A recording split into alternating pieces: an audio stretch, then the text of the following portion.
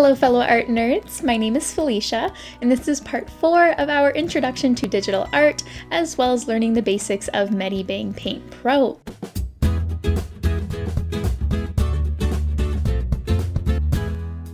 So I'm going to go through some more new tools and techniques to help us start blending our art, which is adding more color and value to it. So we'll be making our drawings look more 3D, as if they're popping right off of the screen. So if you haven't already, make sure to watch the other parts to this series before you continue with this video. And if you already have, make sure to have your program open and ready so you can follow along with me. So let's jump right in. So here I have my canvas to work on here that I got by clicking up on File right at the top and New. So now I'm working in a new project, and I also made a gradient on my background, which blends two colors very seamlessly together, and this is using the gradient tool on our toolbar. Now I won't be covering the gradient tool today, but if you'd like to know more about it, we have a video that completely covers the tool and how to easily use it, so you can watch that on your own time as well. But today we will be drawing an apple, but really focusing on how to blend our colors digitally, adding shadows and highlights together. So we'll be experimenting with different brushes and learning new layer settings to help us blend with a painterly approach.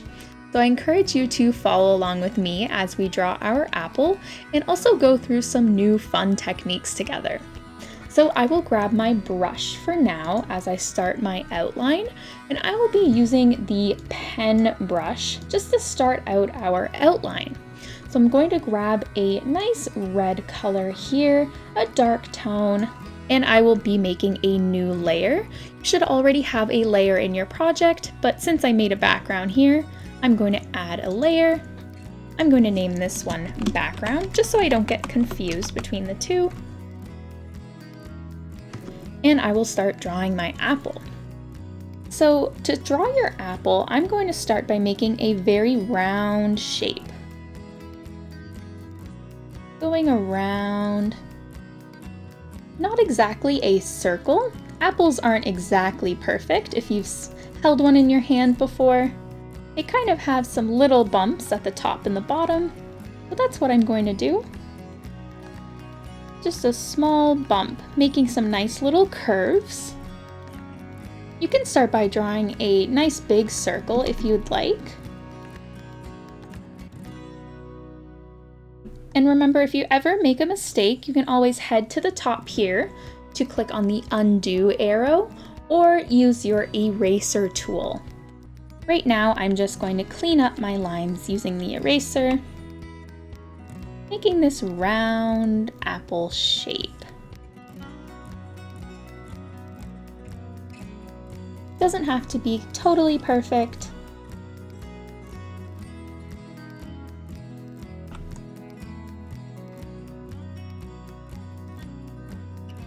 I have one bump on the top here, and one on the other side, and same at the bottom. This gives me space to do our stem as well. So I'm gonna start with my stem here, and it's just like a small rectangle. So I'm gonna start by making a line that goes upward here, and at the top curves in a little bit. Stems aren't exactly just a straight rectangle like this. That makes it a little bit unrealistic and also a little cartoony. So we don't wanna do that today. I'm just gonna do a little bump here. And this makes our stem look more real.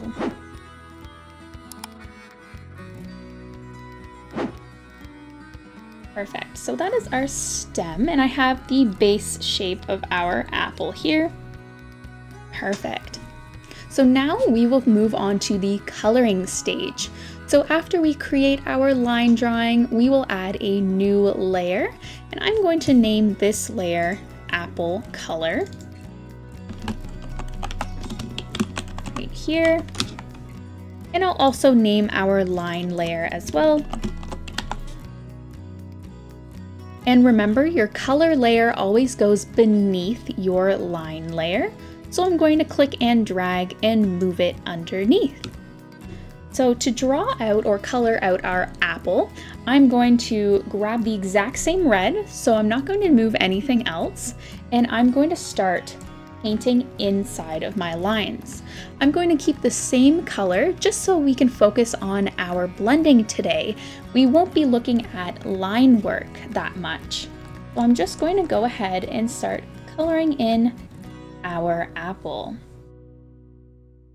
Just coloring in through the lines. You can make your brush small to go through the edges, or change the size here on your brush control window to make it a little bigger.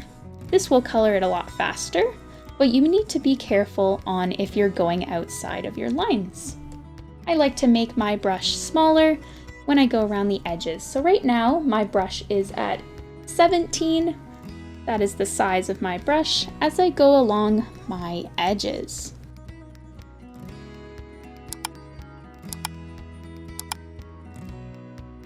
Perfect. So now with our stem that we're going to color, I'm going to make a new layer. So this one is going to be called Stem Color. Since we have two different things on our apple, I want to make sure that they have two separate layers. This will make it a lot easier to work with when we start blending our colors. So I'm going to just move my stem layer below my apple so I can color in perfectly without going on top of the apple itself. So a stem color is brown, so I'm going to slide my color on my color palette here to the oranges, and this makes the brown colors come up, because when you add darker values like black to orange, it turns into a browny color. So I will just grab a nice brown and color in my apple stem.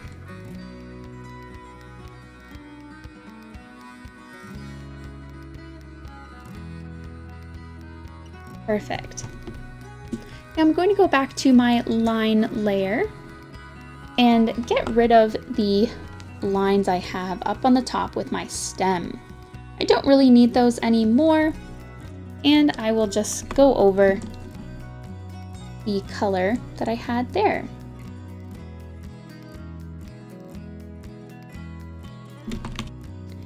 And after, I'm going to get rid of the lines on my apple as well. So I can do this just by hiding my layer right now.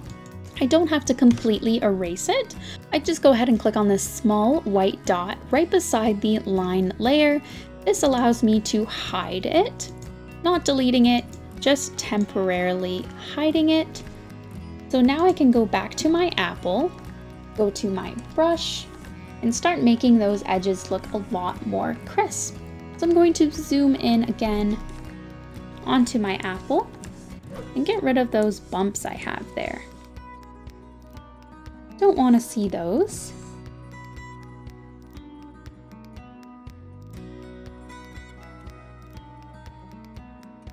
Just fixing up the shape of our apple.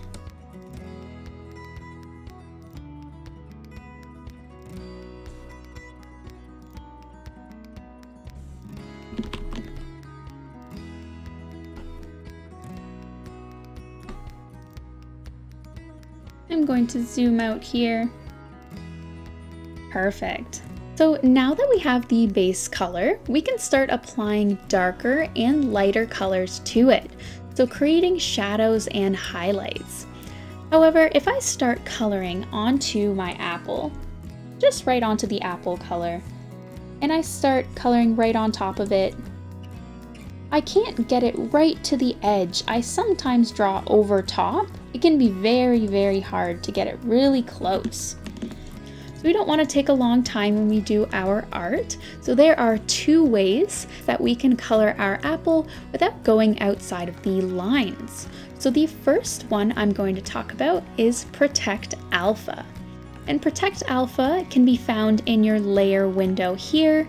It has a square right next to it to click on this box. So this is a layer function that only has a checkbox, so you can click it on and off if you'd like on any layer that you choose. So if I click it onto my apple color, and I start coloring in it, the color is only going into my apple and nowhere else on my page. So this is locking all the color into that area and anything that's in the layer itself. So the color will only show up onto my apple and nowhere else. So this is great if you need to work in between the lines and don't want to have the fear of coloring outside of them. So another function that's very similar to this is called a clipping mask. So this clipping mask is actually right beside our Protect Alpha here, but the clipping mask is relied on the layer below it. So if I click on my bottom layer here, the option is actually grayed out. And this is because there is no layer underneath our background. This is the bottom layer. But if I click up back to our apple color again, it says that I can use the clipping mask because there is a stem color layer underneath it. So clipping masks only work if there is a layer below it to work off of. So if I make a new layer up at the top here, up on top of my apple, and I click on the clipping mask, if I start coloring, it will be the same thing as our Protect Alpha. The big difference between the Protect Alpha and our clipping mask is with our clipping mask, we can move our drawing around, we can change it up by using our eraser tool, maybe erasing some of our mistakes we have here. With Protect Alpha, we are not able to do that.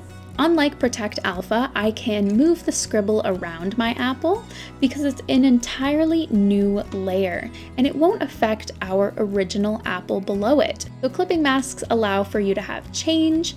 So if you want to erase or move it around in the future, you're allowed to do that. But Protect Alpha is better to use for permanent changes or things you know you won't want to change later.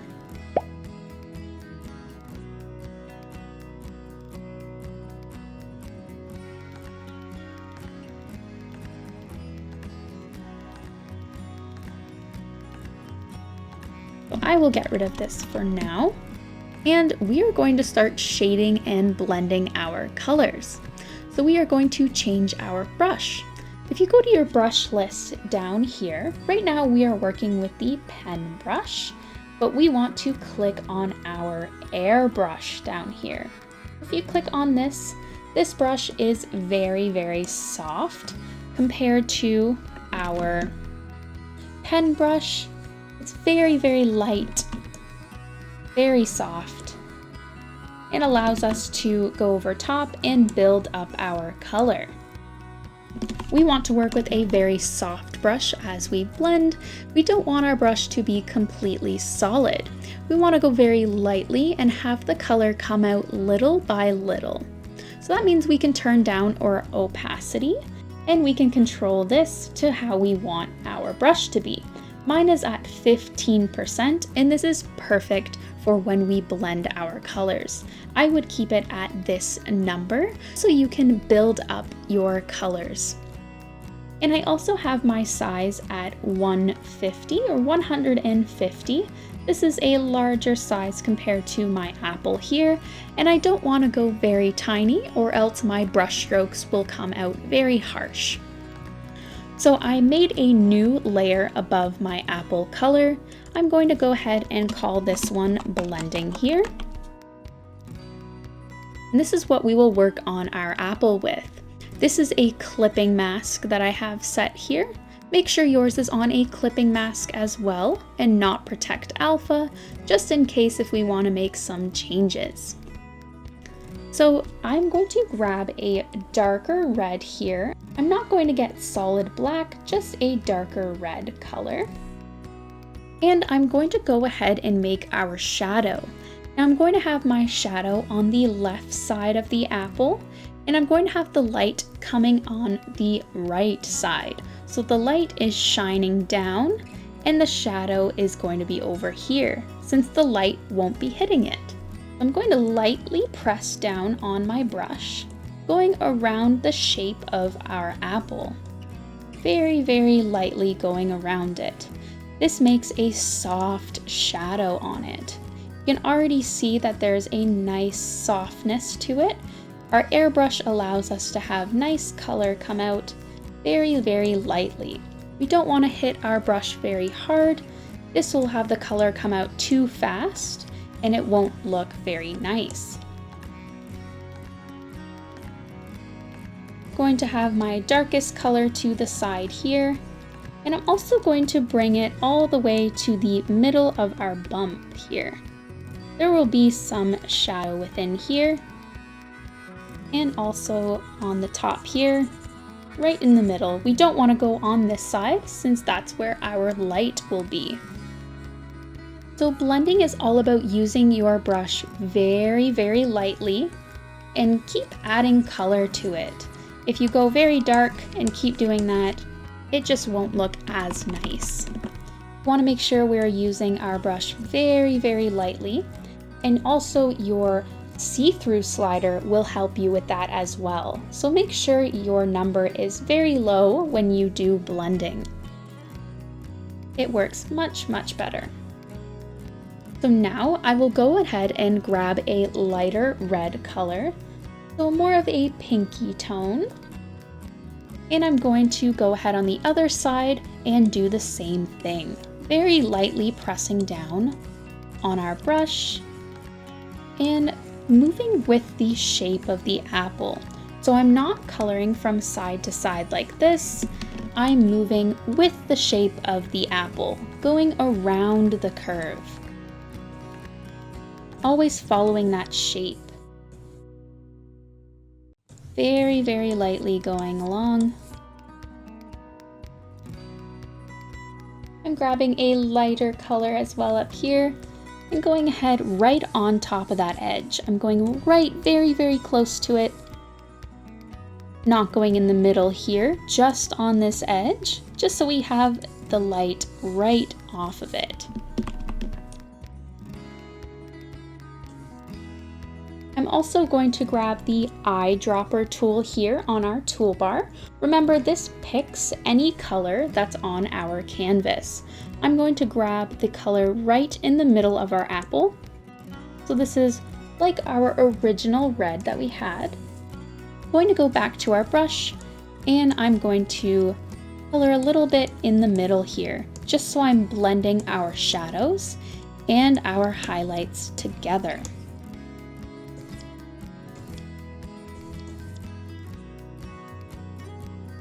And using this eyedropper tool can help you a lot when blending, since you have to move from color to color a lot. We want to have our lights in one spot and our darks in another.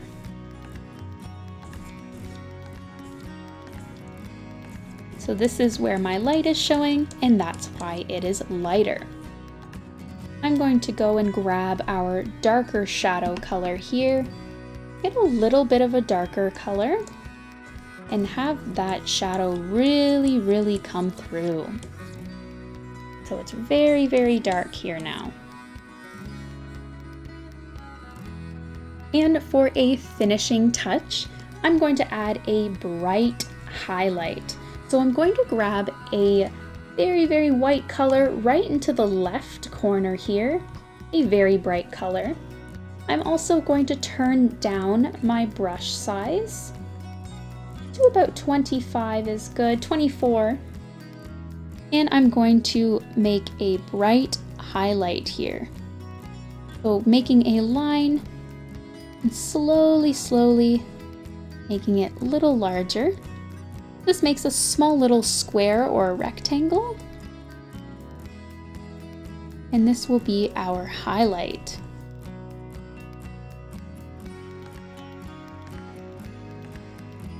The highlight doesn't have to be completely perfect.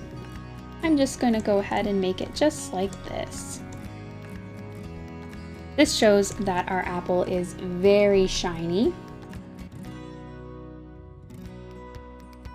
Just going over with the white again. And since I made that very bright, I'm going to go back into my larger airbrush, so back to about 150, just slightly making some changes.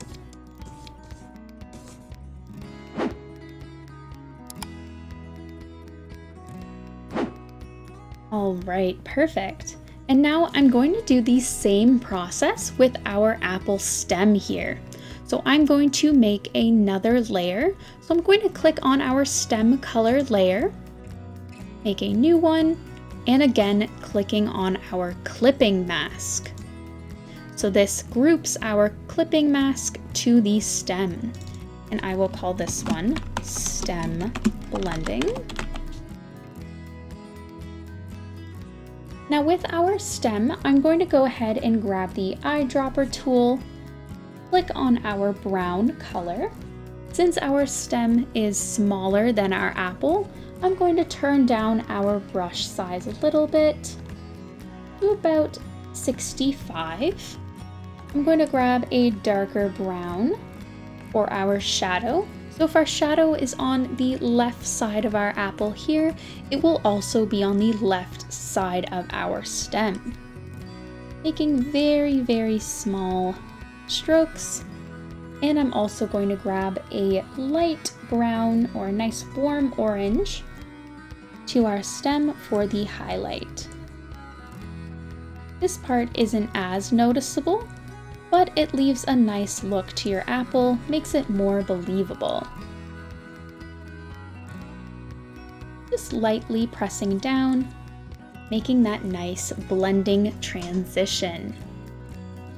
And now for our final finishing touches, I'm going to add a shadow below our apple that shows that our apple is 3D. Right now it looks a little flat, so we're going to add another layer. Now this is our last layer that we're going to be working with.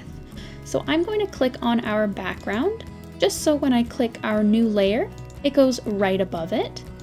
Now this layer is beneath everything else, and I'm going to call this a cast shadow. Cast shadows show up on objects with a light hitting on it. So there will be a shadow right over here, since our highlight is pointing this way. So our shadow of our apple will be right here. I'm going to grab a dark color, almost black. I'm going to make my brush size a little bigger. So I'm probably going to go back to the 150 size. And I'm also going to keep my see-through slider at 15%, not changing anything there. So I'm going to start right in the middle at the bottom of our apple here. I'm going to start drawing a small oval right beneath our apple. So very, very lightly, moving in circular motions back and forth. Very lightly. Building up our dark color here. I'm going to add a darker part right beneath our apple. Building up those colors, just very lightly pressing down and going around. I'm going to bring it right beneath that bump we have there on our apple. Very, very lightly, just going in.